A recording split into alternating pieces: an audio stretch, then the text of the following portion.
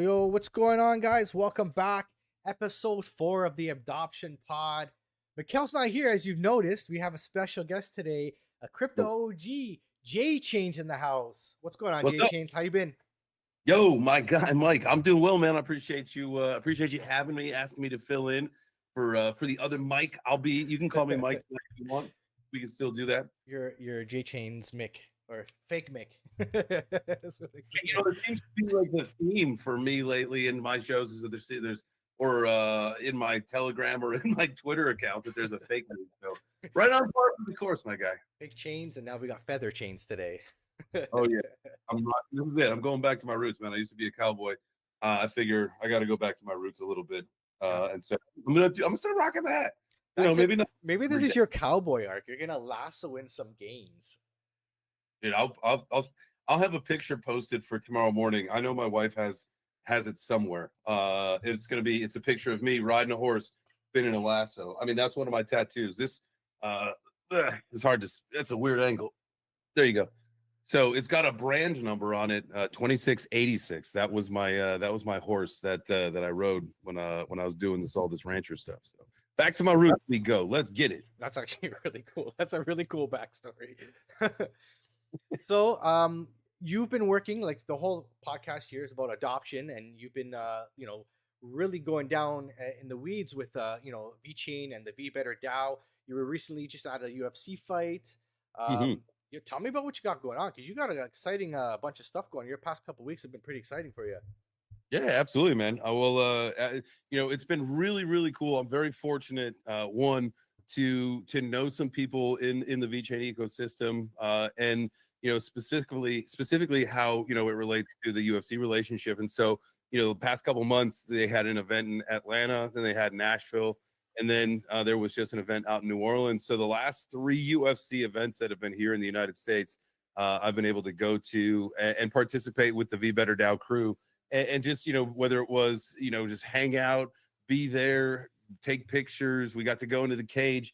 It's so fun to be able to hang out with the V Better fam, the V fam, as we like to call ourselves, and just they up in the jumbotron or up in the on the big screens and over the PA at all the events. They're doing commercials for some of the apps and dApps and stuff. So BYB is one of the ones they're doing right now, which is it's really cool. That's the Build Your Better. So it's like, I mean, how cool is it that we can one, really have fun with what we're doing, but 2, teach people how to get into crypto at such a low barrier to entry. And so I'm really excited to talk with you about this, like specifically because we're talking about mass adoption and how it relates. And I'm having a amazing time really connecting with normal people, just in like integrating like this ecosystem into my daily life, but then doing it out in public and people asking me like what I'm doing. So it's been fun, man. I'm having a good time doing it. So, it's back to your question. It's been really cool to be able to connect with these people and kind of travel around in some capacity while everything was contained here to the South.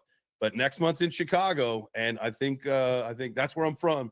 And so I think I got 2 tickets waiting for me, and me and my brother are going to be in Chicago at the UFC 319.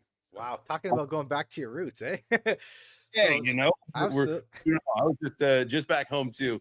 I got to hang out with my family, so it was a fun time. That's really good. I feel like all Twitter, like I swear, like Twitter, we all come together. Everyone was touching grass this weekend, like hardcore. Like a lot of people were away. Much needed, definitely much needed time to touch grass and get some fresh air and just take a breath. Like it's been, the market itself has been really interesting, right? Like we had an amazing run up towards the tail end of last year, and pretty much the first. I know we just got through the first half of the year, but if you look at the charts, and I'm sure we will later, December through April were just a slide down. We've gone up since, and so maybe we can catch our breath, and we'll have that volatility where we get some positive days and some red days like today. And you can't see it behind me, right here, but all the charts are red today. Yeah. So So I feel like depending on who you ask, I feel like there's two bull markets. You ask is Bitcoin maxi, great bull run. You ask an altcoin holder, waiting for it to start. it's the Bitcoin bull run. We all knew that. We've been talking about that. We talked about that in the morning show. Is that this is what the institutions want? The sovereign wealth funds, the nation states. They're not talking about shitcoins. They're not talking about my favorite coin and your favorite coin. They're talking about Bitcoin, and that's the theme right now. The legislation and how things are passing, and strategic reserves and all that stuff. Bitcoin is the star of the show, and so I'm actually surprised, and I'm looking forward to the charts and maybe looking at the dominance chart to see where it's at, because I honestly thought that because of how big of the star of the show it is, we were going to still make that climb up to 70%, but I'm not sure if we lost 60% yet, but I know it's been sliding into the low 60s from, it was like 65 and a half, or maybe even closer to 66 at the peak. So who knows where we're going with that. Last time I checked, we were at 61. We just kind of pumped up out of a falling wedge, but it's kind of rolling over. So like I was looking at it earlier today. We'll break it down a little bit later. I'll show my chart, and I've been tracking Bitcoin dominance and Tether dominance for basically since November. I've been following it for a while, so I got some work to show us. But tell me about the V Better DAO. I've been getting better tokens by charging my Tesla, and you're doing a lot more. You got a lot of different things going on. So let me know, because I love to hear about it, because I want to add more to my portfolio here.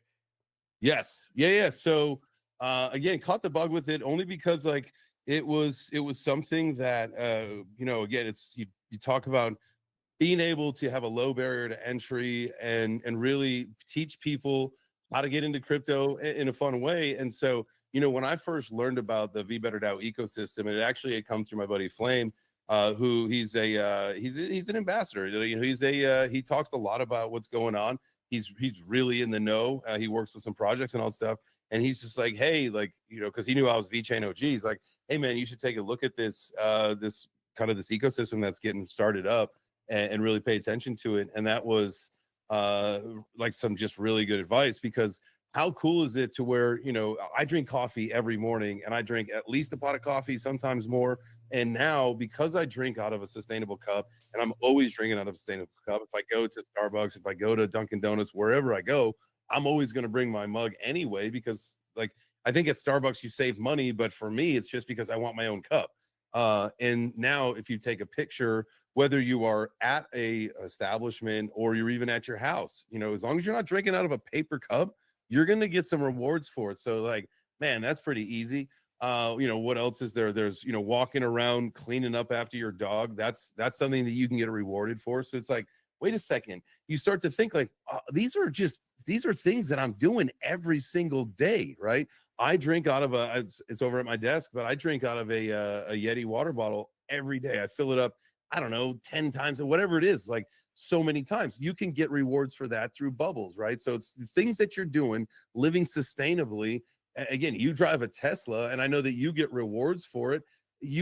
Obviously you pay your electricity bill, and so to charge your car at home costs you money. But if you make a couple bucks or a $1.50 back right now, and I remember the token was up to 50 cents once before, so it's going to be a nice little kickback on that charge if the reward structure stays the same when the price gets back up. But it's just the whole idea of participating in this ecosystem where we can get rewarded for doing everyday actions. It's like, man, that was a no-brainer to me. And ultimately, and I know we'll talk about this more, but that's what got my wife into crypto. And when you think about this, man, I've been doing content in crypto since 2017. And it took me until 2025 to get her into crypto. And it's just because I was taking a picture of my coffee in the morning. That's the thing that I really love about it. It's really stuff that you're already doing. It's not, people will be like, I don't know about this crypto thing, right? And it's like, but you know what? It's just taking a picture of a of a mug or your mug or something like that. You got to make it easy for people. Like so, like I said before, like people will look under the hood if they're really really interested about it, but most people don't care. Most people just want something that's easy and they don't want to go too far, especially if they're just dipping their toes in. They want to keep it easy as possible. And you're already doing this. Why not get paid for it? Who the hell knows? Like I broke down my Tesla charge. And my Tesla Mhm. charge usually from like 40% or 30% to like 80% because you never charge it to 100%. It's about $5 when I calculate my Hydra rate. I was making like $1 back in V Better tokens charging my Tesla. So it's like 1/4 of my charge was paid back. And my goal here is my whole charging for the year when when we have that really big altcoin season and things really start to pop off and go crazy. My goal is to pay for my year's worth of charging with Mm. better tokens. And I honestly think it's possible. Like, if it hit 50 cents before, why couldn't it hit $1 or even 50 cents again? And at that time, I'm in stacking. Every 3 days, I charge my car, right? So you get a little bit more better token here and there. Yeah, I would want to know, like, if there was any difference in the tokenomics with where VeChain was in the past, because all-time high is like 28 cents, right? And it's like stuck around the 3 cents right now, somewhere in that range. And so for this thing to 8x, back up to where it was, I'm okay with that. And for for the better token, which has better tokenomics, certainly, I think there's like, if I'm not mistaken, like 83 or 86 billion VeChain tokens, the VET token, but there's only 1 billion of the better token. And so you've got better tokenomics. And while, obviously VeChain is the star of the show right now. And you think about what they've done, they got that program with Walmart China for the food sustainability and traceability program, where I think in like the first couple years, whatever it was, they did 200 million transactions, which was like, holy smoke. So that was some massive blockchain activity. So that, they've done that, and they've got some other partnerships, in the world of major brands in Web 2 that they've integrated some blockchain stuff into. But we'll see where this all goes, man. I'm hopeful that not only the partnership with UFC, but honestly, just the idea of people wanting to be better and get better. That's obviously an ethos that I carry with me. We talk about it every single day on the show in the morning. And there's some other people that are really they're firm believers, like Dana White.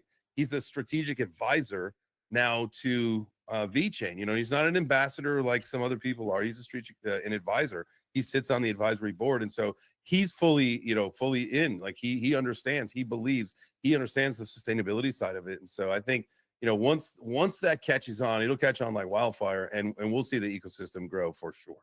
Absolutely. I got into VeChain like I knew about VeChain in the previous bull run, but I started buying like one of my bigger altcoin positions. In 2022, I bought a lot of VeChain, and just because I knew what it was supply chain. I knew it was like one of the very few altcoins that are actually being used and not just fueled by speculation. So I'm like, okay, well, they've been using it. You look at their website, you see all the partners, Walmart's, and all these big, big stores that are using them for supply chain.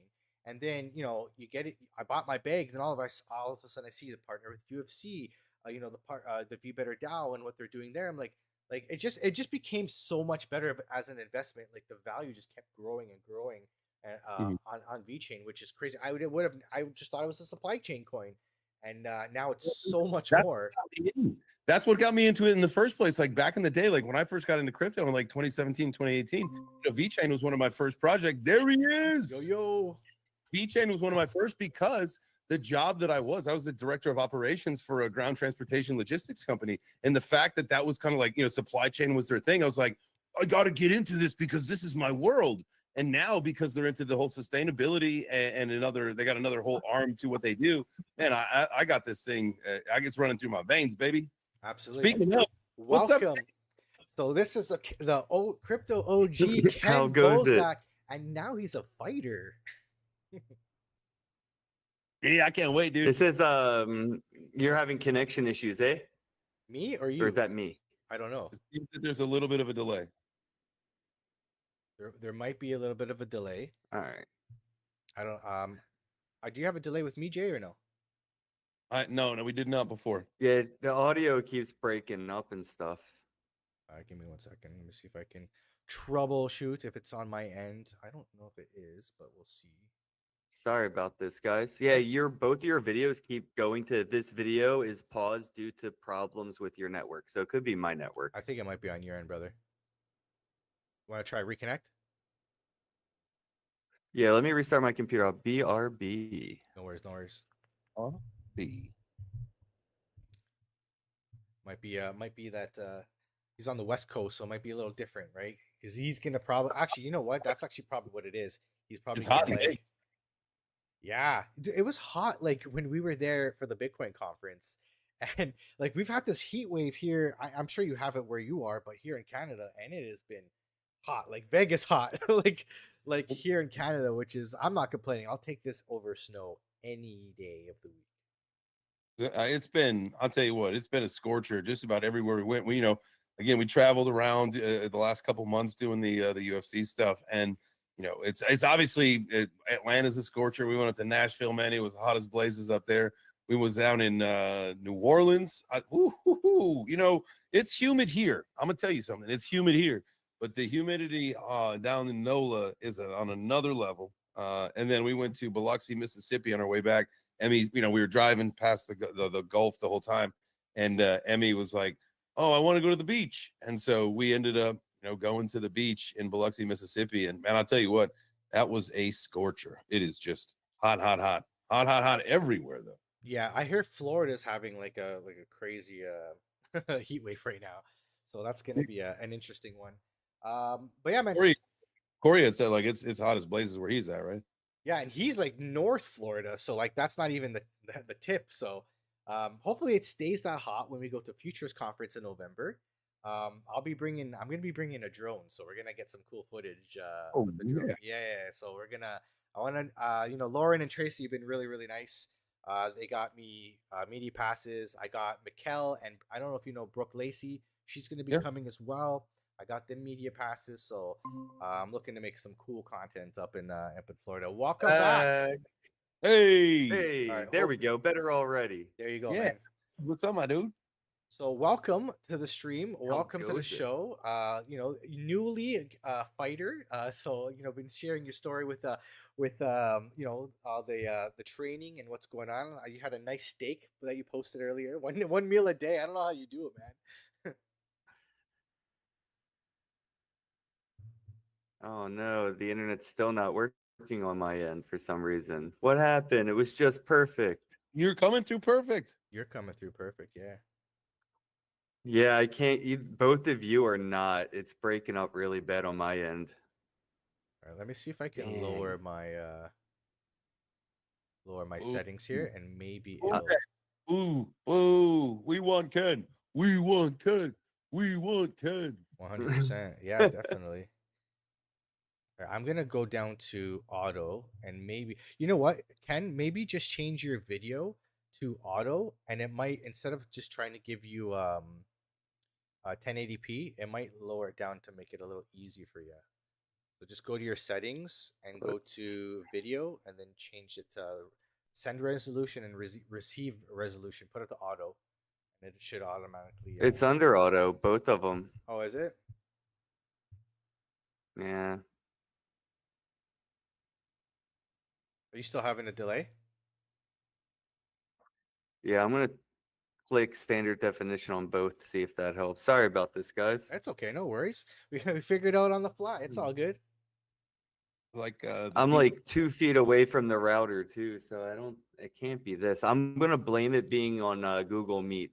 Probably, yeah. And you also West Coast, so like I probably connected to an East Coast server, and you're on the West Coast, so you've got at least like 100 ping.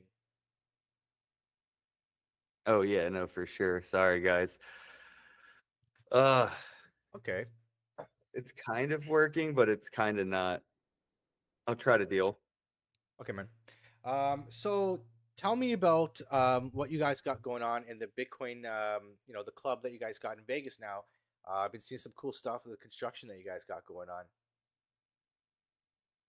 Yeah, so we remodeled we got a completely empty property. It's 5,000 square feet. There was nothing but bathrooms and a little kitchenette. But now we have these private offices for people to rent out.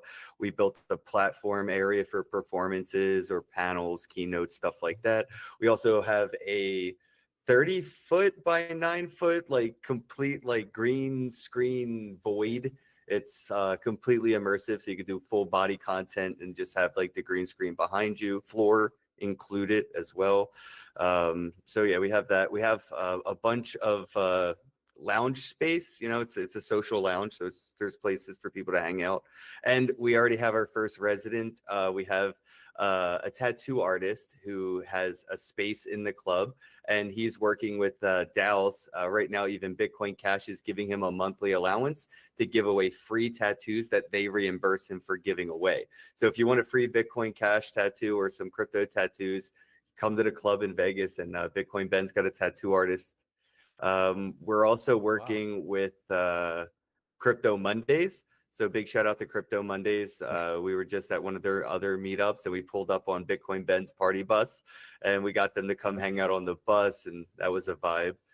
But yeah, right now we're looking to the grand opening. It's on August 2nd, and we have a couple days to just tidy up a couple things, but pretty much ready to go.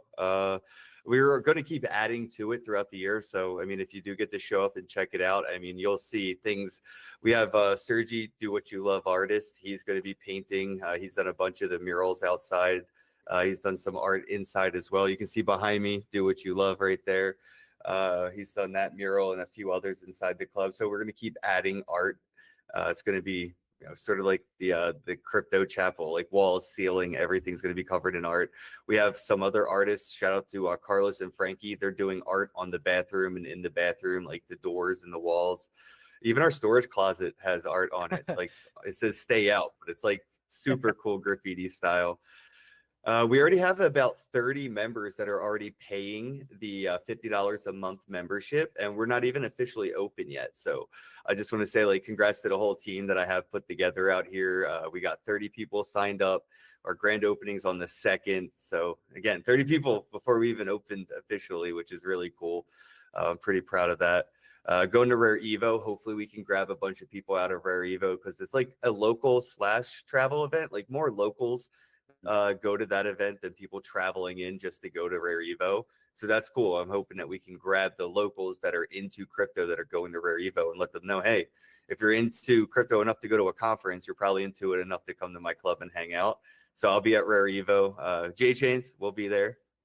I will. I get there Saturday morning. I think if I'm not mistaken, the party starts at noon. I get in at like before, a little bit before 11. I'm gonna come straight to the club, and I cannot wait. I'm so excited for the grand opening. And then, bro, we're gonna be obviously there a few days before Rare Evo starts. I just can't wait to do like hours and hours of content every single day. Do some training with you, man. I'm gonna bring my gloves. We'll just barn right there and live stream some shit, dude. It's gonna be fun as heck.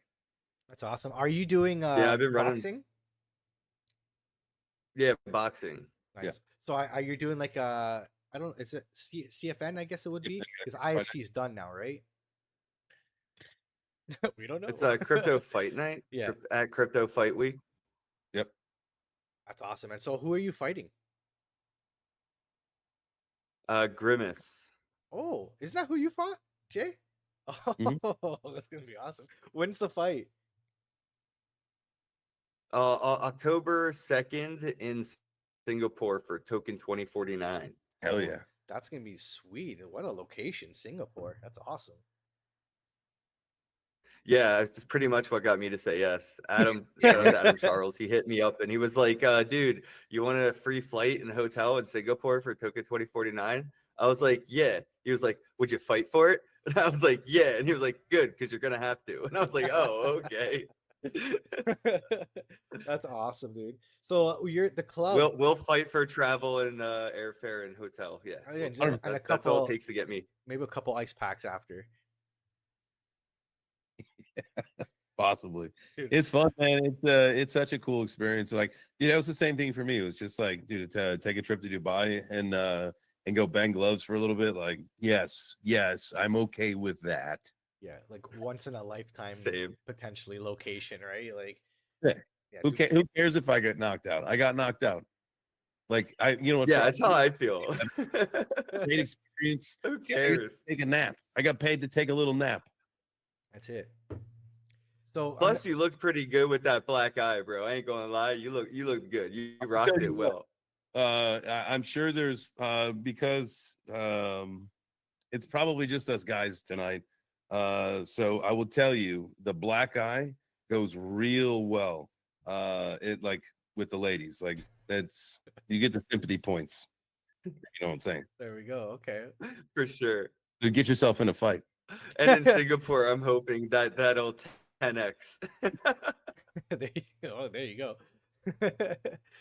So tell me about the club and the membership. What do members get versus just being a just a casual, you know, person coming in? Yeah, so there are day passes for people who just want to come in, hang out for the day, and just check it out, or if they need a place to relax and cool off while they're just traveling and they saw it and just more interested. They're $20, and that'll get you a day pass to just kind of hang out, help yourself to the amenities.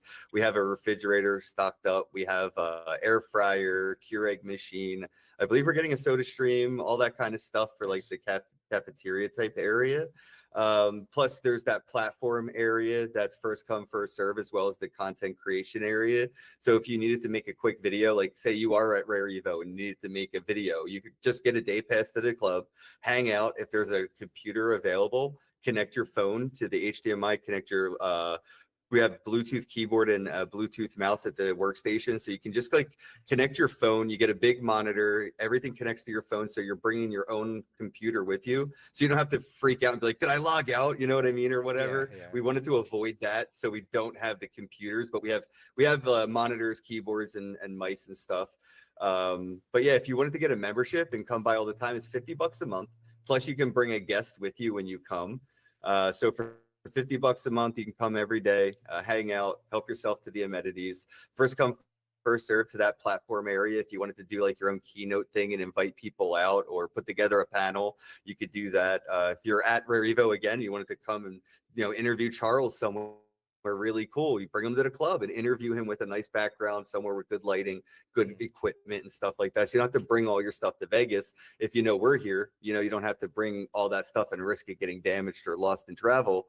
You already have a membership. Plus, as there's like 6 functional other clubs or 7 other clubs right now. So you could go all around the country, and wherever Bitcoin Ben has a club, if there's a conference in that area, most likely there will be, you'll have a place where you can go and do some interviews there. Plus there's that podcast green screen area where you can go make your own content if you wanted to while you're out and about.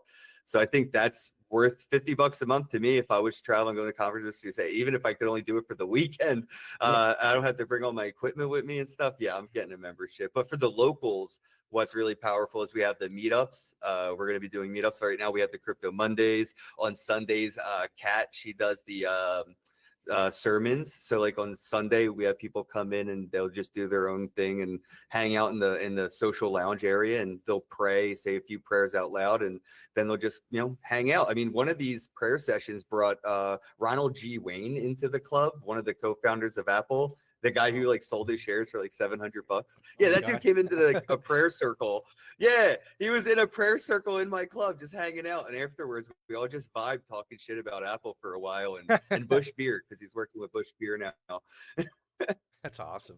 So That's it's cool. the locals get a lot out of it in that sense. Plus, if you're not local and you're not a traveler, just get a membership to the club in general, because they do a lot of online workshops. So you could join like a Zoom class, and there's that beginner stuff like what's a private key, what's a public key, all that. We can help with that as well with online courses, plus some more advanced stuff for trading and stuff like that. Dude, but we also awesome. do the OTC. If you're a local and you're in Vegas and you're like, how do I buy Bitcoin? Get a membership to the club. We'll come in, buy it from me. I'll just give it right to you. You know what I mean? There's no KYC with the OTC. As long as you're a member to the club, it's just you and me. Well, that's what Bitcoin was, as a peer-to-peer. Oh, and there's corporate. Yeah, exactly. Oh, and there's a corporate memberships where I think already have 1 or 2. Where if you have a corporate membership, that's $500 a month, but you get 15 of your team members, employees, or I would say like team leaders, stuff like that. Like the people, say if you wanted to do like a Vegas meetup, well, you could just get your project a corporate membership, and every month you could have 15 people from your community meet up in the club, and that's covered by your corporate membership. So you could give them a place to go just by being like, a good Discord, Telegram, whatever community leader. If they live in Vegas, you can treat them to amenities for $500 a month. That's 15 people you can give this opportunity to. Plus, they can capitalize on it, monetize the opportunity, host meetups for your project, and all that for $500 a month. Plus, there's so much more. Do you guys? Is there any capacity for someone to like say Rarity was in town, or say it's the Bitcoin conference and they want to use the club as a kind of an event space? Do you guys rent the whole space out, or is that not really the idea behind it? Yeah, no, there is an event space option as well. So it's a social club first, like social club first, right? Bitcoin Ben's crypto club, social club first. But then we have this workspace that's already kind of built into the social club. And then we have this event space that's kind of surrounds that social lounge. So we do have the option for people who do want to rent it out for the day. Obviously, the criteria would be if there is a private event that's been rented out for the venue. If it's something like a comedy show or whatever, if you're a member to the club, you have free access to that event. So if you do want to host an event, you do have to let people know that they have a membership. They get to come into your event for free. But when you do an event, everybody does have to sign the PMA and become a member for the day. So they'll just basically get a day pass. Gotcha. Dude, and I'll tell you, if you're a corporation, a sole proprietorship business, content creator, whatever, that's a business write-off. Especially those online workshops. That's Just true. really, really, really good. And the whole theme of the show is mass adoption, and it's people like you that are educating the people to bring people in to get them educated, because everybody can just jump into they hear about an altcoin, a meme coin, or whatever. But like getting in where you actually have foundations, what's a seed phrase, what's a wallet, like I know it's boring to people, but like it's very it's a necessity. You have to learn this stuff, because you can get burned if you don't. And then the problem is, like, some people come in, get burned, this crypto's a scam, and leave, but really it isn't. Unfortunately, just had a bad experience. But with more knowledge, you'll mitigate a lot of those bad experiences. Yeah, there's people still to this day that will lose millions of dollars on a secondary market bought ledger. I think I just read recently somebody bought a ledger online. It wasn't from the Ledger Direct, and somebody already backed up the private keys, repackaged it. I think they put like 6 million or something on it, and it was just swept right away. So God. Yeah, I mean, we're still that early that even if you have millions of dollars, that doesn't mean you're going to be safe with that. Like, you should probably still start with the basics and swallow your pride. Yeah, I gotta go back to the basics myself. 100%. You know what? Like I'm the same way. Like I there's times where like I'm like, I get a little lazy with my security and stuff like that. And I've been burned. I've had my wallet drained. I know JChains, you've had some issues recently, and it's it's security is so important, and it's you can't get complacent. You have to keep your security up, because again, like you said, we are still so early, and it is very lucrative right now, and there aren't a lot of protections in place yet, which we will have eventually, because you're just gonna have FDIC insurance for crypto. It's just gonna be in the same basket as everything else. I know FDIC insurance is a joke, but believe it or not, some people like my grandma or something like that, if they see FDIC insurance, that'll make them feel comfortable to get into crypto, which is different strokes for different folks, right? Like, if I'm not mistaken, Coinbase does have FDIC insurance, and not up to like 150K like your normal bank account, up to like 10K or something. Yeah, so but it's not on Bitcoin; it's on the dollar amount. Yeah, exactly. So I use ShakePay for my on ramp here in Canada, and they have now protection up to $1 million. But again, they won't be giving you your Bitcoin back. They're going to be giving you Canadian dollars, the Canadian peso, as I like to call it. Canadian peso. All right. Oh, yeah. So that is really, really cool. I love the idea of the club. I'm going to be there in next year for the Bitcoin conference. So I'll be end of April. So the conference is like the 28th and the 29th. My birthday is the 30th. We are going to Oh my God. Vegas party. All right, bro. I'll be no sleep accommodated to the area and connected enough. Plus, I know Daryl. Shout out to Concierge, my concierge out here in Vegas. That dude we can get in anywhere without the dress code, which is my favorite part of having a concierge in Vegas. You don't have to dress for dress code if you know a guy who knows a guy. When you're wearing like flip flops and shorts and you're the only dude in the whole venue, it's nice. Yeah. It's like my dad runs this place, you know. My dad owns it. It's so it's funny that you say that. One time we were out there for one of the conferences, and or actually I think maybe we were in Miami or Vegas, one of the places, with the dress code, and I was with Crypto Keeper. He shows up in a Lamborghini, right, and he had shorts on, and they're like, nope. Are you kidding me? Lambo. It's like, damn, dude, that's cold blooded. Wow, no kidding. So I gotta ask you, we've crossed paths at the Futures Conference in Toronto. I think we met the first time we met was at the Pizza DAO, and not last year, but the year before it in Toronto. And I've been wanting to ask you for a while, like, how did you get into crypto? How did you find crypto? Because JChains told me that you were a crypto OG, and so tell me, I love hearing people's stories. Like, what did you do before crypto, and how did you get into it? Well, before I got into crypto, I guess I was working at a cell phone repair shop. I was doing logic board repair. So I was doing micro soldering, data restoration, just like fixing electronics in general, but like doing cool stuff. It felt like brain surgery.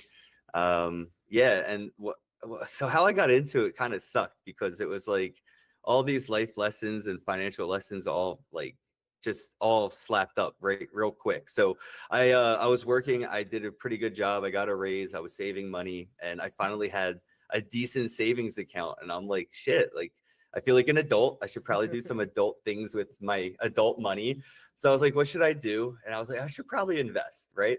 So I was like, what should I invest in? And I started thinking about it. I Googled like a little bit of like, what should I invest in pretty much? And it was like, oh, Snapchat's going public soon. And I was like, oh, that's cool. So I looked into like, did my own research a little bit. I looked into Snapchat, what they had going for them, like what their announcements were, all that stuff, partnerships. They had something coming up with like the Winter Olympics. And I was like, oh, this is cool. They had spectacles, which, were these vending machines that had like kind of Ray-Ban metaverse glasses kind of things. Like they were kind of dumb smart glasses. Anyway, I saved up a bunch of money, and this is how much I knew at the time. This is like 2015, early 2015 or something, whenever you could look and see when the stocks were going live. But I walked into a bank, bro, with like $5,000 or 10 grand in cash. And I was just like, here, I want to invest in Snapchat. And the bank dude was like, that's not what we do here, bro. I was like, I don't even have a bank account, man. Like, I need to like help. I was like, help. So basically they sat me down with one of like the bank people, the people that are always sitting there. I don't know what they do. They're just always sitting there.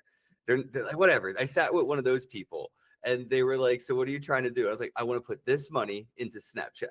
And they were like, well, you're going to need a bank account. You're going to need a TD Ameritrade or whatever other thing and all this stuff. And then like throughout all the conversation, they found out it was like not public yet. It was like an IPO. And they're like, dude, you're not a accredited investor. You can't even invest in it yet. And I was like, what the hell does that even mean? So like they had to teach me about like accredited investing, and it was literally just a poor banker teaching a degenerate stoner what to do with their money, right?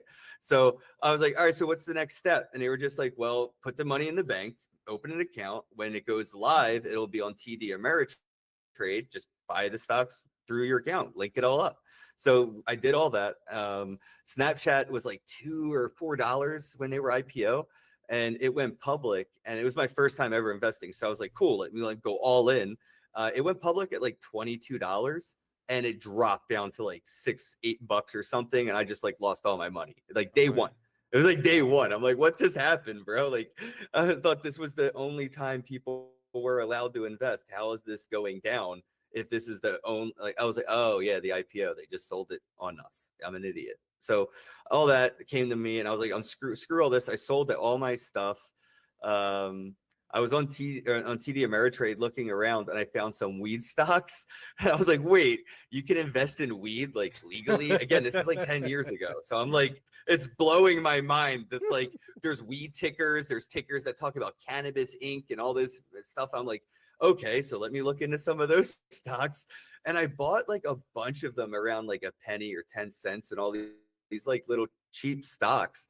And they actually made most of my money back. Actually, more. I made a bunch of money actually. Now I'm thinking about it because one of them went from like 3 cents to like $4, and I was just like, I'm selling. I'm good. And I told one of my friends this story, and he was like, "Bro, Ethereum's ICO, it has no KYC. Like they're not doing like an IPO. You can get in before it's even public." And I'm like, "Oh shit! Like, wait, they don't like I don't need no one's permission to do anything with my money." And they're like, "Nah, dude, just YOLO." So I did. I was just like, I took all of it out of the stocks and stuff. I went and opened a Coinbase account. At the time, there was only Bitcoin and Ethereum. And I just went all in basically. The day he mentioned Bitcoin and Ethereum ICO, I bought a whole Bitcoin. It was like 420 something bucks. And I wrote an article. I don't know what a Bitcoin is, but I own one. And yeah, I mean, ever since then, it just all in. I quit my day job about a year after that. So around 2016, the end, 2017, the beginning, I kind of quit and I was like, I'm out of here. I started traveling the world, going to conferences, been to hundreds and hundreds of these conferences, literally all around, up and down, on cruise conferences, island conferences. Okay. Half of them I crash. I just show up and sneak in, and eventually I'll get in trouble, but then I meet the organizers and then next year they invite me. So it's worked out so far. Uh, I've been a multimillionaire several times. First time I was a multimillionaire, I got hacked and I lost everything. Oh Literally on no. a live stream on YouTube, I was talking shit and somebody in the chat was like, "Check your wallet," and I was like, "Damn, it's empty." Oh And they my said, "Check your God. email," and we were talking shit in the YouTube chat for a while, bro. It got crazy, but I think they thought I was gonna be more upset, but I was just like, I could care less, really. But then John McAfee reached out to me. Rest in peace. Fucking love you, John. He sent me some funds and sent me a Sentinel sensor, which is like this honeypot thing that I put between my router and my the internet connection itself. Anyway, never found the hacker, but it was cool. Next time I became a millionaire, I kind of like lost it all in trades and just didn't care. I'm a degenerate, bro. And then the most recent time I've sold about 2 million NFTs or so on Wax, and most of them were for $1, but I made over $1 million myself doing it. And then I just spent it since the pandemic till now, just kind of living off that, spending it, and being again a degenerate. And now I was in Bulgaria working with Asvoria as an advisor when Bitcoin Ben called me and said, "Do you want to move to Vegas and run a club?" And I looked down at this shitty brown weed that I was smoking in Bulgaria, and I remembered how good weed was in Vegas. And I said, "You know what, Ben? You got yourself a deal, brother." So I literally flew from Bulgaria to Vegas and started, April 1st. I looked for the property. About 4 weeks later, we got the keys to the property, and we're about to have our grand opening August 2nd. Dude, I love that story. Honestly, that's what I'm hoping to do. I'm hoping to make my first million and quit my job because the day 9 to 5 thing is just draining me. But we're here. I'm here for the long term. Like I'm mostly a Bitcoin maxi. I use altcoins to make me more Bitcoin, but I'm like 80% Bitcoin. Because honestly, like I honestly the part of it is like I started as an Ethereum miner, and I got in, and then Ethereum went to proof of stake, and I'm like, well, that's pretty shitty of you guys, like, because I was in the calls for I was in the Ethereum calls, and like the miners were like, no, like we're the security of the network, like we don't want this, like you guys are gonna like make Ethereum worse, and then they moved to proof of stake, and they said, go screw yourself to the miners essentially. And that left a really bad taste in my mouth. So I'm like, screw you guys. Like, so I sold all, I had like 150 graphic cards. I built a room in my basement just for mining. And I sold all my GPUs before they went to proof of stake because we knew it was coming in September. So I sold a couple months earlier. I went full port in the Bitcoin. I bought 10 Bitcoin miners. I got them hosted at a company. And honestly, next cycle, I don't even think I'm going to buy altcoins. I think I'm just going to be in Bitcoin because I don't think I need to be in altcoins anymore at that point.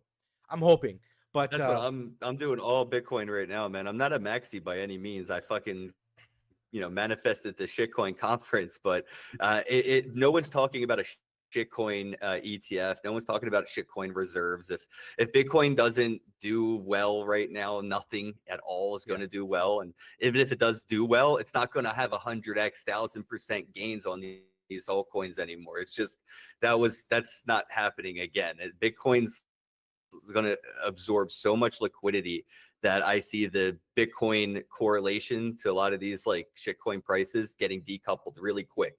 Like right now, when Bitcoin rises, it raises the ship of all shitcoins, but that will decouple when that liquidity starts coming in so quickly and consistently into Bitcoin that they can't keep up. I mean, we got the next 2 years to make sure of this, but I think you might I see would it wait this till cycle. after this upcoming halving. Not till after the halving. Oh, what I was saying is like I think you might see some decoupling this cycle because I think a lot of Oh altcoins yeah, are not going to hit all-time highs again. Like I think that people are hoping that some coins are going to hit all-time highs. I think some maybe even top 10 projects may not hit all-time highs. And you again yeah. all I the agree. intentions on No, Bitcoin, I couldn't right? agree more. Like this whole Well, that's the cycle thing. is It's going to led be by consistent money institutions. in. It's not. Yeah, the reserves, ETFs, not the ETFs, the reserves, the retirement plans, the 401ks, and all that other stuff. That's all buying, buying, buying. There's no sell pressure coming from that. So there's permanent buying consistently. There's nothing else that would be able to keep up with that. Like I'm saying, it's when it's like what I'm saying, like the liquidity faucet will just be on for Bitcoin. And no one, they're not going to be, the United States Bitcoin reserve isn't going to be day trading the damn reserve. It's just going to be buying it all day, every day. And that's going to be everybody's retirement plans. Steak and Shake's probably going to start paying their employees in Bitcoin. So there goes another thing. It just keeps getting bought to be given out. It's going to get used instead of sold. I don't have to sell my Bitcoin for dollars to buy a Steak and Shake. I just go to Steak and Shake. They take Bitcoin as is. So I think that's where we're going to start seeing that Bitcoin number just go up. Yeah. Like Michael Saylor keeps saying, dude ain't wrong, bro. Once it starts, it's going to be insane. And it's not going to raise anything with it. It's completely going to leave everything in the fucking dust. I think Pompliano said it recently, kind of to that same effect, is, what we're going to see is the OTCs are going to dry up, and you're going to see that at some point the U.S. government is going to announce that they are, because obviously, we've got the strategic reserve is going to be funded from the seizures and all that stuff that the marshals have and all that stuff, or who knows where we're at. But once they announce that they are actively buying, that is going to trigger the domino effect, because everybody's going to have to try to catch up, or at least not just get left in the dust. Yeah. It's like it's the next space race. It's like you were saying. It's funny actually you say the space race, because like I feel like last like cycle or the cycle before, like I got in 2018, and it was like the wild west, and I feel like it is again because you have all like the green light from the regulators, for people to make Bitcoin. The Genius Act with companies can make stable coins, so that's a huge on ramp to crypto. I feel like it is the wild west because now institutions and companies got the green light and they feel more safe to be able to start putting Bitcoin on their balance sheet, and treasury companies and all that kind of stuff like that. And like you said before, like they're not selling, because imagine if a hedge fund takes 1% of people's retirement, that's a nothing to them. But like that's trillions of dollars. Yeah. Like that's a big and it's a taxable event. It's a taxable event when they sell. So they'll just hold it till it went to zero and just try to figure out some kind of way to get bailed out, get a write-off out of it or something. They'll finesse the system, right? But they're not going to panic sell. All this level of buying, like I said, it's permanent buy pressure. Yeah. They wouldn't sell even if it went down 80%. Why would they? They would get more of a kickback from the government or a bailout from the banks or whatever excuse they come up with to launder money through that channel. They don't care. It's not a bug, it's a feature. Even when they lose, they win. So, but anyway, it's just permanent buy pressure for Bitcoin right now that's coming in. It's sort of like a tsunami. Like I'm seeing the tide move back from the sands, and I'm kind of running, while people are like, "What's happening?" I'm like, dude, this amount of liquidity that's coming into Bitcoin is going to be legendary, and I hope with what we're seeing with this, what was it, the Genius Act or whatever, and the stable coins and stuff, like the Federal Reserve better be shitting bricks right now. Like that is. They're about to get fired. Like, could you imagine being them right now, dude? Right. Like, what is their purpose in life? Why do they exist? How do they stay relevant? And now that not just Bitcoin and these Genius Act with stable coins, they have Ripple and they have Ripple stable coin, and they're really scared now. So I'm hoping that in my lifetime we see the end of the Fed, like genuinely. Yeah, that'd be awesome. And the Fed. It's so funny. Like my aha moment was, when it came to crypto, was like I was literally sitting in my financial advisor's office, doing like you said, like you were doing. Like I'm an adult now. I have extra money. I gotta invest my money, and here we have something called in Canada the RRSP, which is like the equivalent of like a Roth IRA or something like that, and a TFSA, which is a tax-free Okay. savings account, right? And so I was investing in that, and I was like, you just plug in the numbers, and like, oh, how do they ask you the same questions. How long do you expect to live? How much money do you need per month? And it's like, but you don't know. You don't know how much they're going to debase the currency. So I'm like, okay, I said, put in a realistic number. So I said food went up 30% from COVID. And I said, let's just put 4% because and he said, oh, you have to put like 4 grand a month away to even just like maintain like my current purchasing power. And that's the thing. Houses have gone up more than 30%. Food's gone up more than 30%. Gas has gone up more than 30% since 2020. So that's the thing. They're asking you all these questions, and you don't know. And I see it in my personal life, like my in-laws retiring. People in my family that are retiring, and like they expected to have, they were gonna do well in retirement. Now they're retired. It's like I gotta pinch pennies because they didn't. You can't. It's impossible to know how much you're gonna need when you retire because you don't know how much they're gonna debase the currency. And for me, I looked at the pension. It's like, oh, you're pulling from your pension. You're getting poorer over time. But like if you invest in Bitcoin, you're getting richer over time because the lifestyle points just keep increasing. So that's the cash flow that Bitcoin brings when you invest in Bitcoin. Hey man, as long as they don't achieve quantum computing in our lifetime, we're set, bro. But then the Guy- miners will become quantum computers themselves. You'll have quantum fighting quantum. Yeah, Yeah. but that's when it becomes irrelevant. Money and currency and the ideology around it will become so archaic because it will become irrelevant, like real fast. We're just gonna be entertaining people on the internet. That's it. That's our purpose. After an AI Yeah, comes in, no, it. that's at the second episode of Black Mirror, the guy riding the bicycle and nobody knows why they're riding bicycles. That show's crazy. That show was absolutely crazy. Well, speaking of Bitcoin, I think we're gonna get into some charts. You're more than welcome to stick around if you want, but if not, I do appreciate you coming on and explaining what you guys, what you got building, the fight, the club. I love how you're bringing adoption, especially into Bitcoin, because I think it's really important. I really think Thank you. you should get into Bitcoin first and then explore your options. I like study Bitcoin, study the 4-year cycle, and once you have you're armed with that knowledge, then bring yourself down the risk curve and have some fun. Yeah, what I like to tell people is try to make your own shitcoin first. Like before you buy something somebody else made, try to make it yourself. See what the process is like, see how hard it is, see what's, like you can do what they did. You can, be like Satoshi and make your own Bitcoin and just feel that out like with your own hands and your own eyes, your own mind. And then from that point go, oh, maybe I should get this one because they put this effort into it, makes it a little smarter or whatever. You'll understand it a little bit more. It's not that hard. That's It's actually really not. So, really, really good and way I to will look at say it. I'm a fundamental analysis guy, so I won't stick around for the charts, but I do like my FA over TA. I'm usually a day ahead of the charts when it comes down to stuff because, like, again, the fundamentals just tell the technicals where to go. The technicals are always a day late, especially when you look at where China could go with today's news here in the US. So, anyway, fundamentals over technicals, but y'all enjoy your charts. All right, brother. Thanks for coming on. I appreciate you. See you, homie. I'll see you in a few days, my brother. Hey, yeah, JChains, you'll be here, like in the club in a couple days. I'll see you, bro. Go. I'll see you soon, man. Have a day. All right, later. That was awesome, dude. That story, man. I've been ever since you told me like who he was at the not consensus at the blockchain futures conference. I was like, I gotta ask this guy how he got into crypto. Like, I love hearing people's stories. That's my thing. Like, I just love hearing how people got it. I know people that were nurses that came in, people that were teachers that came. Like, it's so cool the walk of life and how you got it. Like, I literally I got into crypto because I play a nerd card game, Magic the Gathering, and my friend told me about Ethereum, some Canadian coin, whatever, right? I'm like, and here we are, like 8 years later or 9 years later now. You know where it's going to take you, right? Yeah, fuck Ethereum. And all right, let me share my screen. We'll get some charts going here. Here we go. So I'm gonna share this. You should be able to see that.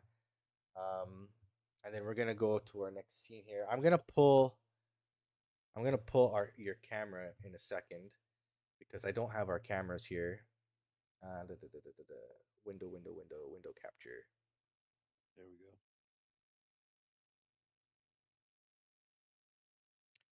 Google Meets. Where are you? Boom. Okay. You're showing Twitter, I think. Yeah, I'm just gonna crop. I have to like literally like manually crop everything because it's oops. Wow, what am I doing? Usually I work on this while Mikkel is talking. But Nice. she's not That's here right now. So we'll just crop us. I can just crop us together like this. yapping. Look at that. Perfect. Okay. Oh. Yeah, I think that should be good. All right, cool. Let's get into the beginning here. So let's start with Bitcoin after this whole conversation with Bitcoin. So you can see you can see what I'm doing here, right? Yes, I am. Yes, we are looking at the charts. Yep. Awesome. Okay. So what I usually do is I like to start with like the daily. I'm not gonna do the weekly and all that. I've been tracking this for a long time. Basically, I've been doing a lot of work since October 2023. And Bitcoin just loves to do these falling channels, long consolidation channels, and they pop off. Like almost, well, honestly, if you just traded these, you'd be just killing it. Like you would have been successful every time. I believe falling wedges break out to the upside. I believe it's like 64 to 78% of the time. Okay. Very, very, common way breakout winning trade mostly all the time. So I made this big from 2023 October. I made this huge channel, like a little not channel. What do you call it? Trend line, and it's bounced off this perfectly so far every single time. So we had the all time high before the halving, and then we had what like everything was like 7 months consolidation. Mind you, you won't know you're in a consolidation pattern until you're a little while into it. You are. You can try to forecast it, and I think the more you see it, the more you'll just get used to seeing it. But once you get in, you usually have chop. And the key thing is you came into this channel from an uptrend, which means continuation. And you go into here, you pop off. You go into here, you pop off. Same thing, falling wedge here, breakout, falling wedge, breakout. And that leads us to where we are now. I have us in another falling wedge. On the daily, I have so I know you use a different indicator than me. I like to use the RSI and the stochastic Mhm. RSI, which I'm pretty sure the MACD and a lot of indicators basically run off that too. But I'll just keep it as simple as possible because I don't think I'm extremely smart in this stuff like that. So I need to keep it simple for You, myself. you like the 200 day as well, right? Yeah, so right now I have on the daily the 200 days like at like 98,000. So I don't think we're going to be touching the 200 day. For me, the line in the sand between bull and bear market is the daily 200-day moving average. When we lose that, it's not going to be great. So I don't expect us to see, us touch that for probably till the end of the market, right? So I have this falling channel going into it can go up to August 4th, August 3rd, but it looks like we're at the top of the channel here, trying to break out. We have some nice wicks to the bottom, so it tells me momentum's coming up. Stochastic RSI is bottomed out. We still could stay here at the bottom for a while. So what I did is I just drew this line on the RSI, and I'll just wait for it to break through this little trend line. It's a downtrend, so I'll just wait for it to break through this trend line. Whether we come back to the bottom of the channel, which is 113,000, but don't panic because that's totally normal. That's fine. We're in a bull flag. Like this is a clear bull flag, and the next target for this bull flag is 128,000. Depending on when it breaks out. Like if it breaks it up here, we can go to 130,000. So, and it could even go higher. That's just like the measured move, right? You just go from the base here from the previous breakout to now, right? If it were to drop to the bottom of the channel right now, where does that take us? So right now, look, this is the daily. So it would take. I don't think it would go. You're not gonna have one daily candle, so it'll probably take a couple of days to go down here. So I'd probably say 113.3, 113, 112. That's where I would look, and that would be probably a really good buying opportunity, and it'll freak a lot of people out. Yeah. And Oh then God, we're going to zero. you're gonna see all the bear thing. But like when you zoom out, like even if we went to the bottom of the channel, does that look bearish to you? It doesn't look bearish to me. That Not at just all. looks like a healthy consolidation pattern after an all-time high. Essentially, we made an all-time high and then we consolidated. That's what Bitcoin always does. Yeah, So it's healthy. that's, That's healthy stuff right there. if anything, that's what we want to see, right? So yeah, so then we'll go. And what I usually do is I'll just work my way back. So I start with the daily because the higher time frames are more accurate, and I'll just work my way back. So like let's look at the 12 hour. The 12 hour very similar, but the stochastic RSI still has yet to come down. So like I'm starting to lean on maybe we do start to see maybe middle of the channel. I do have two alerts here, one at 116.5 and one at 116.1, just like hey, wake up, pay attention kind of thing, because like I might want to look at getting into a leverage trade if we start making our way towards that bottom of the channel. And then we'll go down to, I'm just going to go straight to the 4 hour. So the 4 hour, see the 200-day moving average is coming into the bottom of the channel, and I love a bounce off the 200-day moving average. So it's starting to, Look like that's where it's going. yeah, exactly. So I see the 200-day moving average coming down. We may, stay up here for a little bit. Maybe we break out, maybe we don't. If we don't break out, maybe we just bounce off the 200-day moving average on the 4 hour, which is totally fine, which would give time for the stochastic to come like bottom out, the RSI to go a little bit lower, and you just wait for them to both start curving up. And then once they start curving up, that might be a time to buy, and you catch the wave. I find like what I've been learning in crypto, it's you don't have to catch the whole move. Sorry, in trading, leverage trading, you don't catch the whole move. You just got to learn how to follow the waves and ride the waves, and take your profits. And and just do it over and over and over, and just keep a system in place, and just stay with discipline with your system. Like I do small trades. Like I might be up 40% in my trade, but it's like $20 because I have a small trading portfolio. But a 40% trade is good. I look at it percentage returns, and if I make 10 $20 trades, now I've made 1/10 of my portfolio back. Like if I got $1,000 portfolio and make $100, that's a tenth of your portfolio. If you consistently do that over time, you're gonna build, and that's the whole idea. It's a long-term game. And the great Yeah, thing about trading, you can make money up or down, right? right. It's a marathon, not a sprint. Now, again, you'll get those days where you'll catch a runner where you might, when we get to altcoin season or whatever you're trading, I think Bitcoin's a little bit tougher, right? Because it's going to take larger moves to get those larger runs. But with some of the altcoins, like if you catch it, like I happen to catch a 20% day, I mean, think about the damage like positive damage that does, like in a good way to your portfolio. Absolutely. So I think Bitcoin again, we this breakout happens again, but what I see here is maybe a little bit even of a little. Look at the 4 hour here. We look at it's kind of declining here, maybe descending channel. Little rejection off the top of the Yeah, channel. because that's a lower high, right? That was definitely a lower high and a lower low. So maybe actually, you know what? This is probably like a little bit of a mini bear flag here. You know Actually, what they say? You're in a downtrend until you're not. so here I'm gonna zoom in here so we can see this a little bit better. So here we go. So this is what I call like it's a bear flag, right? Rising wedge. You came into the rising wedge from a downtrend. So the next target maybe could be a little dump ski down to, if we rise up here, we can dump right down to my alert, like 116K, depending on where we break out. So yeah, it's not super bullish right now. I don't think it's time for it to break out, which is fine. You have a lot of volatility because I believe tomorrow is the FOMC meeting, if I'm not mistaken. I think Or no, sorry, is it the 31st? I know Canada and US this month are both doing rate decisions. So you might have some volatility this week, and that might be your move to back down to the daily or the 4 hour 200-day moving average. But they say the Fed is unlikely to cut rates, but this week's meeting is packed with intrigue. That yeah, headline and I heard coming up. something like the US is gonna release, or someone's gonna release their balance sheet with crypto. I think the US, something like that. So there's some stuff coming out today, or this week. So expect some volatility. I would not be getting in a trade right now. I would wait for it to make a decisive move and just react to it. Wait till it makes either a breakout.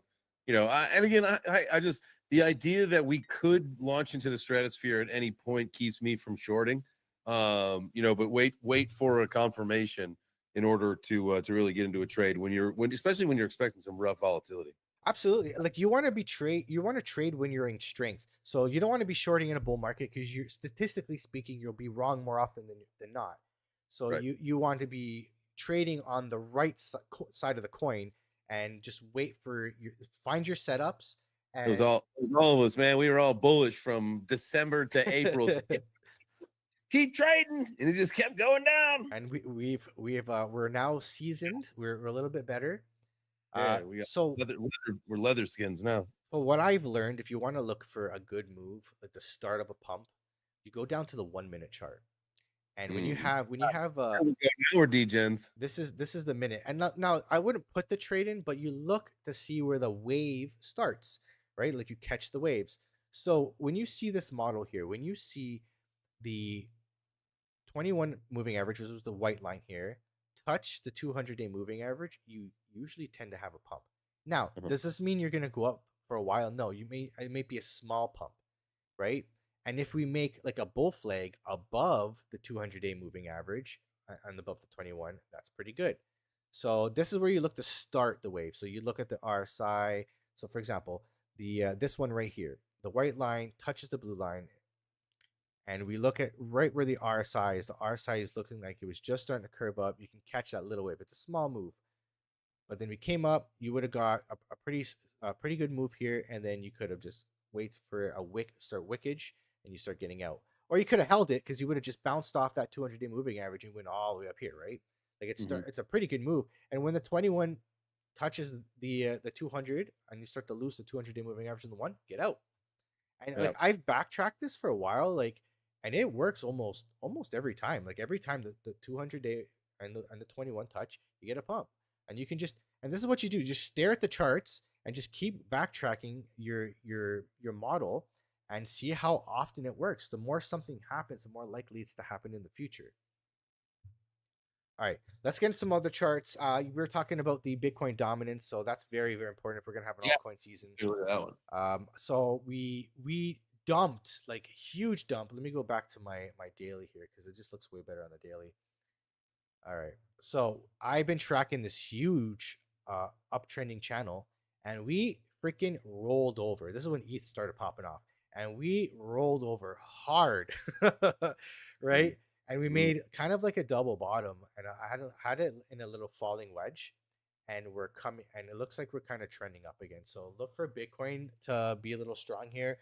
I wouldn't think altcoins are going to be super strong right now. Maybe we just come up to the 200-day moving average or even the 21 here, and we just get rejected. Overall, we're in a macro downtrend. Because actually, no, we're not in a macro trend. That's the tether dominance. We just broke the trend, so we could start a macro downtrend, which would be a altcoin season. So look for these flags here. See if it rolls over.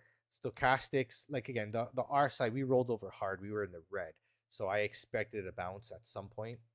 This may be short lived. And then we compare this. I can't look at one without the other. You got to look at tether dominance Mhm. and tether dominance. We are in a macro downtrend. We've been in a downtrend for a while. I'm going to go to the weekly here just because we need to see a lot of data. And we've Ooh, been in a huge uptrend, and then boom, we rolled over. And this is like a bear market. This is what a bear market looks like for Bitcoin. Is they're stepping you down. come down, you have an up. It's like the opposite of what I showed you, like a falling channel. You have an Uh-huh. uptrending channel because you came into here from a downtrend, and then you have an uptrending channel, a little bit of a bounce, a little bit of a rally, and then you Then dump again, and then you consolidate upwards, and you dump again, and this is the staircase, right? So we're still in the staircase. I've been tracking another channel, and we broke out of that, and so we're in a macro downtrend. We might have a little bit of a bounce here and there, but we're still in a downtrend. So we'll go back to the daily here, and we did break down of out of my uptrending channel, and we're kind of just going sideways. So it's trying to make a decision right now. The stochastic is up high here, so we could definitely start to roll over. down. I think Yeah. sometime in August. I think August, like you might start like kind of like I find like some months you'll just like dump into the first like week or so of the month, or you'll dump in the first week, you'll go sideways the second week, and the third week you start to have your rally. I really think, like, honestly, I feel like, we've been saying in the morning show now for a little bit that October is really, I think we'll start to see some positive action from maybe everything altcoins included. And so that gives a nice little cool off period for all of this. Like you said, we made an all-time high. Let's gather the troops, man. Let's retreat. Let's go back. Let's re-strategize. And that's always, again, that's the healthy part of the market. Like, we need to go back and collect that volume, because then, like, if you pull a volume profile, we may have, we've seen this before where we shoot up so fast. It's like built on a house of sticks. And so, to go back and collect some volume and really just kind of reestablish a ground floor, a new ground floor, if you will. I think that's smart. And it gives people like me time to stack some new chips between now and October. Absolutely. Yeah, like we don't, honestly, we really don't have, like, we do have a couple months. Like, it's not like it's gonna end tomorrow, but like when Yeah. you think about it, like we're 3/4 of the way done the bull market, right? Like, you have, Bitcoin could probably top somewhere around October, and then November you have altcoins, and then you're done, right? And What if we go on? What if we go on that decade-long run? What if we do that? What if we hit just like we could. I super think time to go? I think for a super cycle to happen, you're gonna need to start to see more institutions getting in when we're talking about like pensions funds and stuff like that, like people that are not looking to sell anytime soon. Yeah, But he's I got. I don't think so. I did some research on the Genius Bill and the whole stable coins, and it's the banking framework. And then I had a whole conversation with Google has their AI Gemini, right? I had a whole conversation with AI, and I'm like talking about it, and it basically was like I was trying to, like, okay, with the Genius Bill, how long would it take for banks to adopt this? And the framework comes about 3 to 5 years, so it lines up with the next bull cycle. So I still think we have one more bear, just because Okay. the banks are not going to have it all figured out yet. They're just going to get it started. But what I'm going to start, what I think you'll start seeing, like, this is my mental model. This is how my brain works. I think we're going to have another bear market. 2026 will be a year of down, and then 2027 you're going to start getting news of, like, more banks adopting this, a stable coin from Bank of America stable coin, or Bank of Montreal here in Canada. You're going to start seeing all these banks and institutions adopting their own stable coins for the on ramps, for the retail, and you're going to start seeing good news, and that'll cause crypto to pump up, because you usually have 1 year down, 3 years up, and then 1 year down again. That's how the 4 year cycle works. Right. And if that's the case, then I would say you break that 4 year cycle come next time, because all the institutions will be ready to go. And when institutions and hedge funds and everybody gets in, what are they incentivized to do? They're incentivized to sell it to their customers. That's retail. And retail will be coming in, because now they're going to be sold. Crypto's good. Crypto's safe. Crypto's the best investment of the decade. You're going to start that. I can already see the news articles coming out in my head already about it, right? You're probably right, dude. When you think about it, That's how my brain works. I could be wrong. It's all speculation. Nobody really knows. And this that's is not financial advice. I'm not a financial advisor. Go pay someone else. absolutely. So tell me, what chart would you like to look at? Like, I know you have a couple Look coins at that the you're. VeChain chart. Let's take a look at that. All right, let's do it. This is another one I've been tracking for a while. Like, I had this huge look at these huge falling wedges. I love me a falling wedge, man. I don't know if you've seen on my X. I've been posting a lot of falling wedges lately, and I like it because they break out to the upside more often than not. So I like patterns that work. Huge falling wedge all the way since December, like when we were all had euphoria and we were doing dances around the fire, and then we got wrecked. So this is the peak of my trading portfolio, and then I started to proceed to lose lots of money in trading. All my gains I made gone. Came Uh, back. yeah, All of them. paid him Come back. back. That was my due diligence to the market. But you know what? It's like you got to stick around in tough times and shit like this. You have to stick around, because that's where, like, I find, like, the most work is done in the bear market. Like, when shit's 100%. Oh, boring 100%. and hard, you get to work on the bear market, because you need to be ready to go in the bull market and know what you're doing with your mental model, and, like, profit taking with price targets in mind. Your game plan should be, like, solid in the bull market, because it's PvP, man, and you're fighting other, like a chart is literally player versus player. All these candles are player versus player, buyers and sellers, and you got to get out of this market with some profit. Don't round trip shit. Don't do it. Don't do it. That's the So whole goal. It's easy to make it. It's just hard to keep it. That's what they say. So VeChain did break out of the falling channel. It kind of went up a little bit, and then we had a little bit of volatility, just fall in the waves. But I'm kind of seeing a little bit of a kind of like a cup and handle over here. So I don't know if you can see here. Maybe we make a little bit of a little handle over here, and we have a little bit. And this is a pretty good time frame. Maybe we make a handle here and we pop off. If you were to cup the I was gonna say, yeah, where's our measured move take us? actually, no, I think you can just do it like this. I think you just do the measured move like that. And you probably the next little move ski, and this is on the daily, could be somewhere around uh 3.1 cents. I really don't see things getting crazy for VeChain until we get above the daily 200-day moving average. If you look at coins that have really popped off, and Mhm. we'll just use I think Solana. See when Solana pops over the 200-day moving average on a daily, huge rip. AVAX did the same thing, huge rip. We're kind of giving it back now.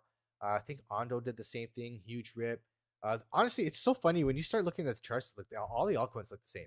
Like almost every altcoin looks How, exactly the how do they same. have the exact same amount of attention on them that they look the same all the time? Like I'm That's looking at the probably because lately I've been staring at charts a lot more often, and I'm just like they all have this the same freaking chart. Like they all look the same with the outliers. Like I think Cardano's a little weird. Like, Cardano's a weird chart. I don't trade Cardano.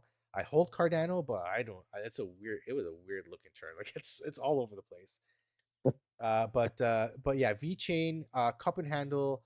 Let's go to the smaller time frames to see like what's going on here.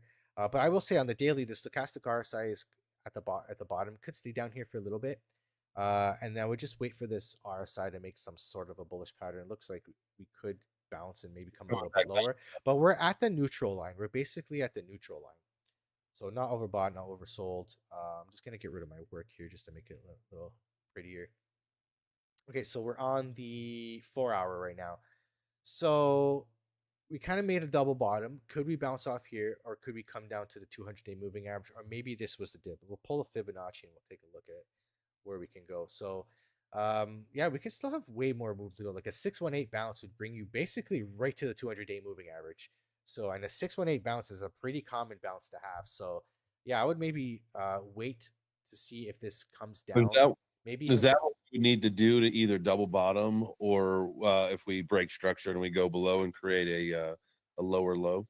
well, from what I'm seeing here, like we came down, we made a bottom, we made another bottom, but the bottom is higher. So like, are we starting a new uptrend? Are we Uh, just, you know what I mean? Like, so I'm kind of looking at that. But then if we're in maybe a rising channel like this, but we came into it from a downtrend, that's a continuation pattern. So, we can potentially come down to here, even below the 200-day moving average, or maybe even I'll put a line here. We'll maybe retest right here, like or maybe retest this part right here, this high right here. So I'm not putting in a trade right here on VeChain right now. This is more of a, and I think most altcoins at this point will be like this. I'm just gonna be patient with it because I'm not 100% sure, and I want to trade when I'm more confident that I'm gonna win the trade than lose the trade. don't just there's no need to just get in just to get in. Yeah, so I just watch. I really like to use the RSI and the stochastic to find, like, that's my wave. I follow what is the momentum doing, and then volume, of course. And we'll work our way down the chart, and we'll look at the 1 hours, another chart. The 1 hour lost the 200-day moving average. So what I like to do when I lose key moving averages, so the 1 hour lost the 200, I'll go to the 2 hour. Okay, we lost the 2 hour to a 200-day moving average, so I'll go to the 3 hour, and we're fighting with the 3 hour 200-day moving average. If we lose this, the next stop is the 4 hour 200-day moving average. That's again, it's following the trend, following the wave, whether it's up or down. And yeah, so right now we're struggling with keeping over. This is why you're seeing this, like, the sideways action, because we're just fighting with the 200-day moving average on the 3 hour. So in my opinion, every time I've seen something like this, most likely we just come down. We'll probably give it And up.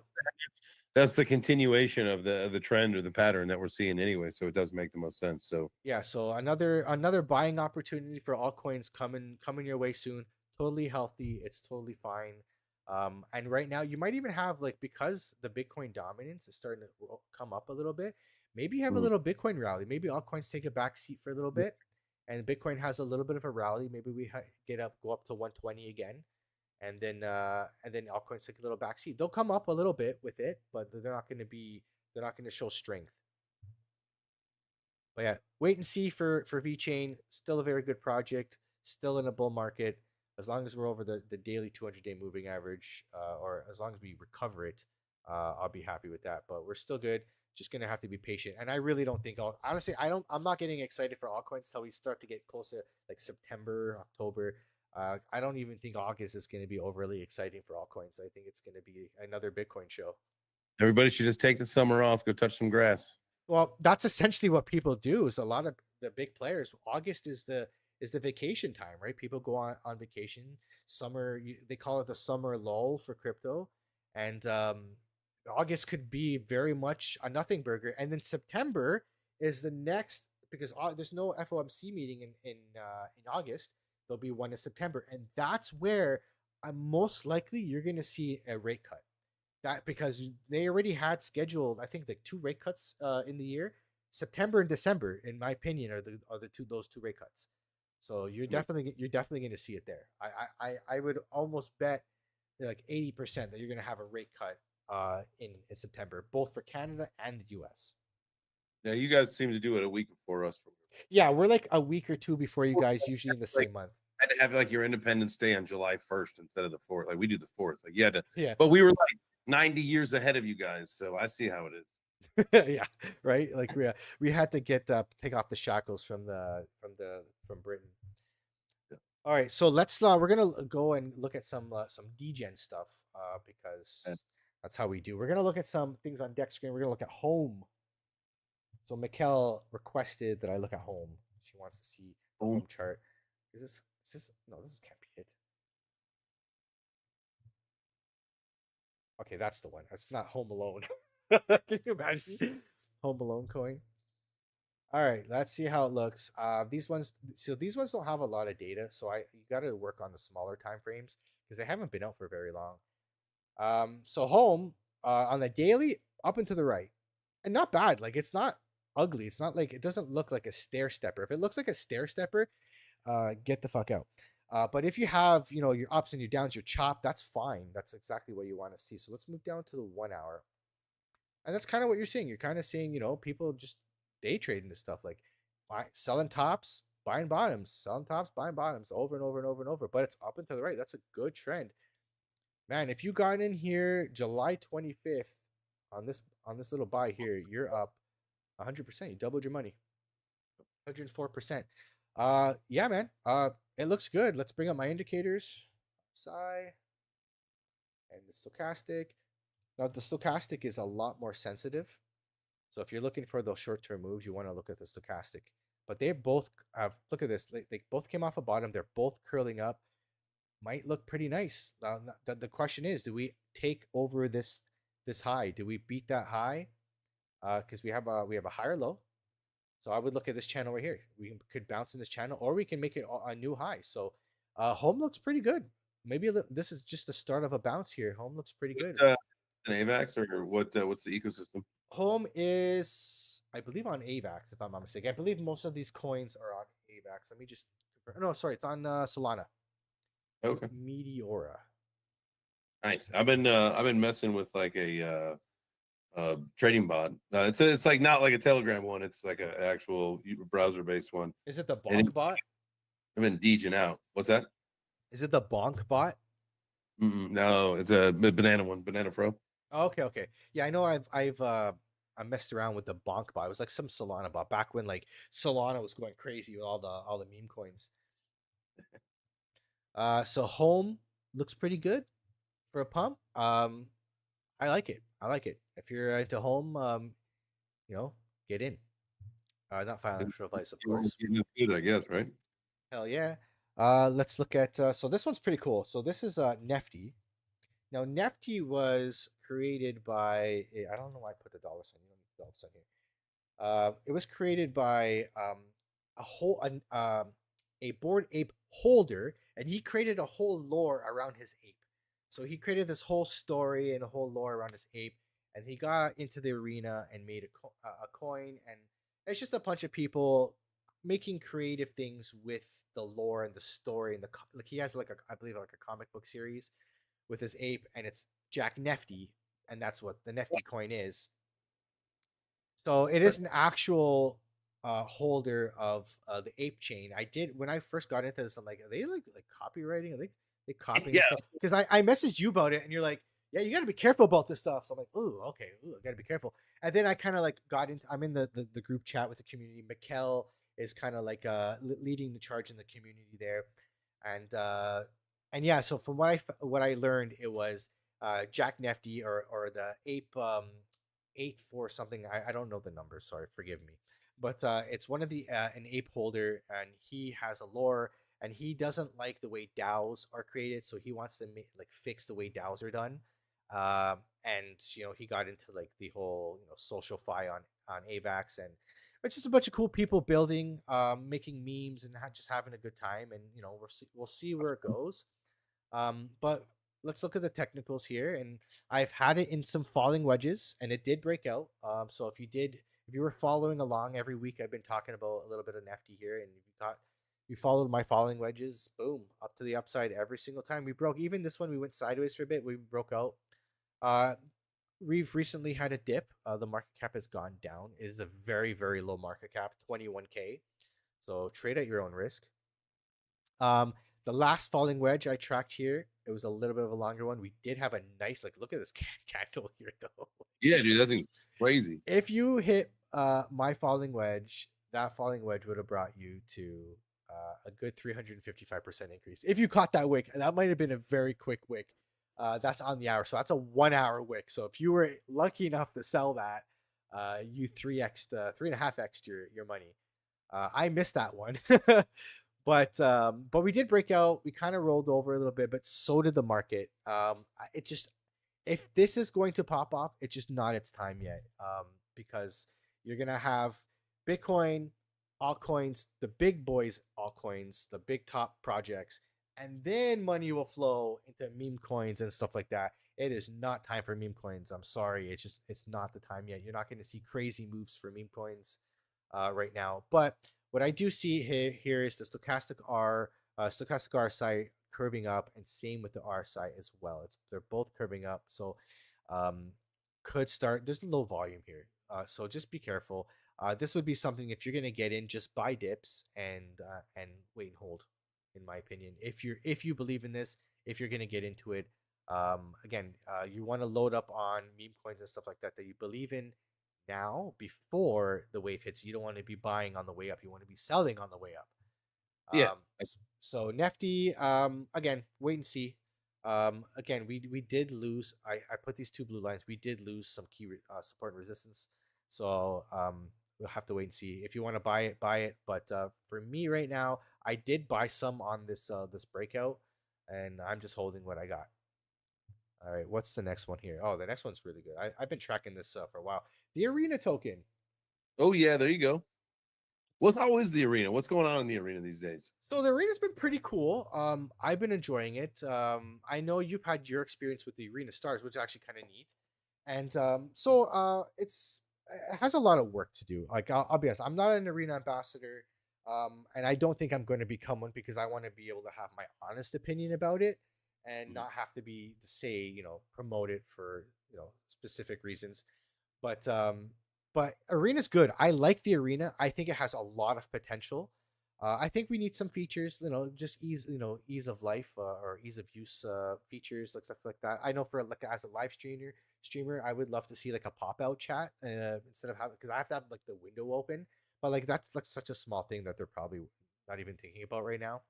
But I like the idea that you can create a community, and your community, you can monetize it, right? So imagine people can buy your tickets, and they can trade your tickets based on how big your community grows. If you want to make a coin, you can make a coin, and it can reach a certain market cap. I believe it's 200K market cap, and then it becomes a tipping token, so you can use it to tip people in the stream and whatnot. So I really like the idea of distributing rewards to your community holders. I know Mikkel, what she was doing. She's an arena champion, and she makes once you become an arena champion, they give you airdrops of new coins that are coming out. And what she was doing was redistributing these coins to her ticket holders, which is giving back to the community. Which is actually, I love that. I think we need more of that. I know you had your experience with people just begging for AVAX and stuff like that. We need to get rid of those kind of people and the people begging for the coins and creating value here to be able to, make it valuable and bringing value to and redistributing those rewards to the community. Yeah. Now I had a really good, like, in the beginning, it was a great experience when Stars like first kicked off. It was a very positive, and I think it was just, much like, some Web3 games and all that stuff where they dinosaur tail off, and the interest kind of weans, and then like, instead of people putting up quality posts, they're just kind of begging for tips. But I mean, that was I think, in putting like streaming and some of the other stuff, that I believe there is a decent looking roadmap for what they're trying to incorporate into the platform now, should hopefully make it a little bit more exciting than just static images and people begging for money. Panhandling, digital panhandling. Yeah. What I do love is Jason. He's always posting about stuff they're doing, listening to the community, voting on things that they want to get. They get the community involved in voting. They're talking about like potentially making their own L1. Hmm. So I like that they're just building. That's what I really want to see out of any platform. That they're consistently building. They're consistently listening to the community, and actively looking to improve the platform. And I have seen the improvements of the platform, which is really nice. It has a Right. long way to go, obviously, but I have high hopes for it. I really just from the time I got into it, even just creating a live stream is so much better, and it works really really well. Yeah, it just like what we're doing here with the Adoption Podcast is just trying to make good quality content on the arena. We're not panhandling, digital panhandling. We want to make good content. Tip them below. The whole idea is mass adoption.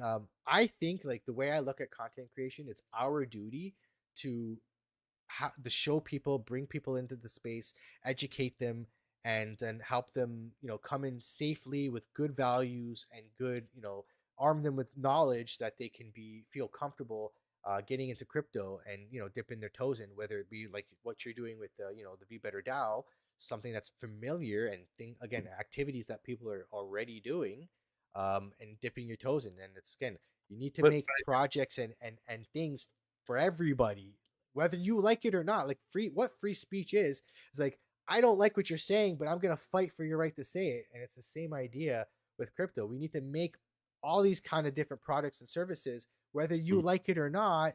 That service, you still should be able to advocate for people to make it. yeah, no, absolutely. And I think, to what you were just saying there, man, it goes along that you've got to do the positive and the negatives, like much like, the show this morning when we were kind of highlighting one, the hack that happened to me, but also giving other people the ability to say what's been happening to them. Cause like a lot of people have been getting hacked lately. And so, we do have to, it's our duty, it's our responsibility as content creators to bring people in the correct way. And it's to tell them the good stories and the bad, unfortunately. And I feel like, I think we did a pretty good job with that this morning. Was like, hey, listen, this isn't like a doom and gloom kind of a situation, but y'all just got to know, like, if someone reaches out looking to book a podcast and things are fishy, it's going to be fishy. If it smells like shit, it's shit. Like, for sure. Absolutely. So looking at the arena token, we did break out of the falling wedge. Still accurate with that, but we kind of went sideways and we rolled over. And unfortunately, we did lose a key level. I've been looking at this support line. I was pretty confident we were going to lose it. So now I move to my next line. I have 3 lines here. So do we bounce off this other line and flip it as support? That would indicate a bounce. Or do we lose it and then we have to watch the next support level, which would be basically back at where it started. So not overly bullish right now. Again, you're starting to see more things being the same with altcoins. Wait and see, wait and see, wait Wait, and see. wait. And honestly, just either you buy this dip or you wait to see if it bounces off. I would wait to see if it makes it bounce off this line and then look to buy. So just give it some time, be patient, and yeah, just wait and see. I honestly wouldn't be buying it right now. I think there's a little bit of a change of hands right now. I think some people are unstaking their arena and getting out and putting it in different projects, and you're kind of seeing that reflected in the chart right now. Mhm. So I would wait and see. Just wait, keep your support and resistance lines. This is the next one, and this is the next one. Hopefully we get a bounce here, but I'll tell you the stochastic RSI looks like it's curving. But the RSI kind of looks like it's curving down. So we could bottom out here on the RSI. I would put more weight on the RSI than the stochastic right now. So keep your eyes on Arena. Not its time yet. And yeah, is there any other charts that you want to look at before we wrap?